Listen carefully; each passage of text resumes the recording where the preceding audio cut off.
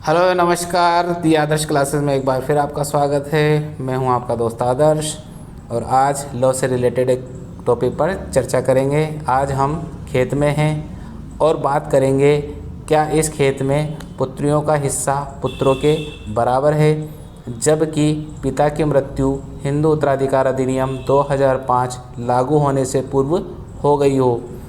तो इसका जवाब सुप्रीम कोर्ट ने अपने नवीनतम फैसले में दिया है, जिसमें जस्टिस अरुण मिश्रा की पीठ ने कहा कि हिंदू उत्तराधिकार अधिनियम 2005 लागू होने से पूर्व भी यदि पिता की मृत्यु हो गई हो तो भी बेटी का अधिकार पैतृक संपत्ति में रहेगा, क्योंकि बेटियां हमेशा बेटियां होती है। तो आइए हिंदू उत्तराधिकार अधिनियम 2005 और उससे पूर्व के हिंदू उत्तराधिकार अधिनियमों को अच्छे से समझते हैं। बात कर लेते हैं हिंदू उत्तराधिकार अधिनियम के प्रावधानों की। तो मैंने इसे 4 भागों में विभाजित कर लिया है।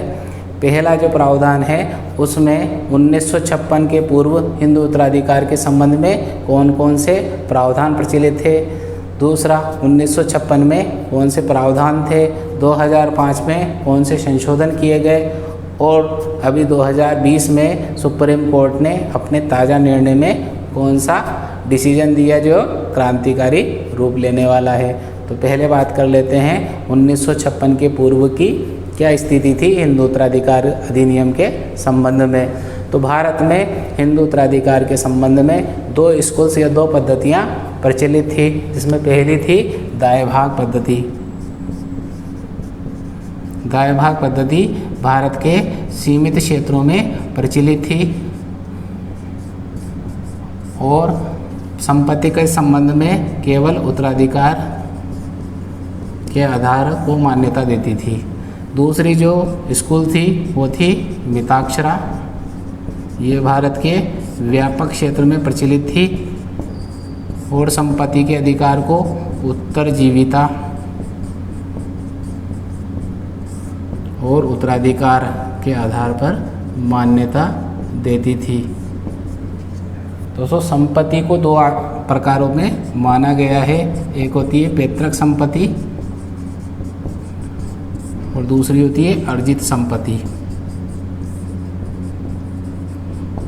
पैतृक संपत्ति एक पीढ़ी से दूसरी पीढ़ी में निहित होती है, जैसे दादा से उसके बेटे को, बेटे से उसके बेटे को, इस तरह 4 पीढ़ियों की संपत्ति।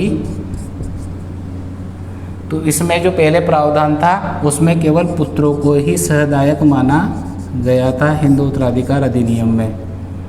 अर्जित संपत्ति वो होती है जिसमें व्यक्ति खुद अर्जित करता है और वो जिसे चाहे उसे दे सकता है। लेकिन पैतृक संपत्ति जो 4 पीढ़ी की होती है उसमें अगर पेट में भी बच्चा आ गया तो उसका अधिकार निहित हो जाता है केवल पुत्र का। उसे इसलिए सहदायक पुत्र को ही माना जाता था, लेकिन पुत्रियों को भरण पोषण का और खर्चे का पूर्ण अधिकार था। अब बात कर लेते हैं 1956 के हिंदू उत्तराधिकार अधिनियम की। तो उसमें संसद ने महिलाओं को हिंदू संयुक्त परिवार की संपत्ति में विरासत में तो माना, लेकिन तब भी सहदायक का दर्जा नहीं दिया गया था। 1956 के अधिनियम में सहदायक नहीं माना गया था। तो उसी गलती को दूर करते हुए 2005 में संसद ने हिंदू उत्तराधिकार संशोधन अधिनियम प्रस्तुत किया। अब संशोधन इसलिए किया कि उसमें धाराओं में संशोधन किया गया। तो सबसे पहले धारा 6 में संशोधन किया गया। अब धारा 6 क्या कहती थी कि सहदायक केवल पुत्रों को ही माना जाएगा, तो इसमें पुत्रियों को भी शामिल किया गया। पुत्र और पुत्रियों दोनों को सहदायक माना गया, ये संशोधन किया। साथ धारा 23 में भी संशोधन किया गया। अब धारा 23 क्या कहती थी, संयुक्त हिंदू परिवार में पुरुष सहदायक द्वारा पूर्ण रूप से आवास पर कब्जा किया गया हो तो उसमें पुत्री भी अपना अधिकार मांग सकती है।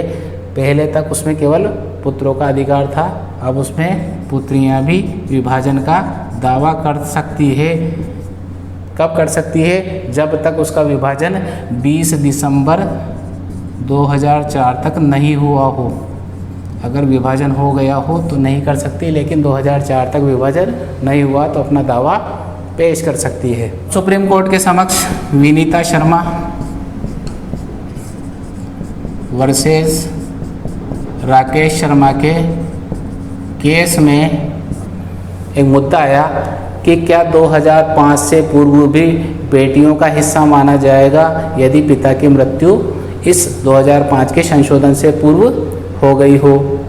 तो जस्टिस मिश्रा की पीठ ने ये निर्धारित किया कि यस, बिल्कुल उस बेटियों का पूर्ण रूप से हक होगा, जबकि 2005 का संशोधन होने से पूर्व उसके पिता की मृत्यु हो गई हो। साथ ही साथ उन्होंने ये भी कहा कि यदि माँ की भी मतलब बेटी की भी मृत्यु हो गई हो तब भी उसकी संतानों को अपने नाना की संपत्ति में से बंटवारा करने का पूर्ण रूप से हक होगा, क्योंकि बेटियां हमेशा बेटियां ही रहती है। तो दोस्तों, ये क्रांतिकारी निर्णय था, इसके परिणाम दूर तक दिखाई देंगे।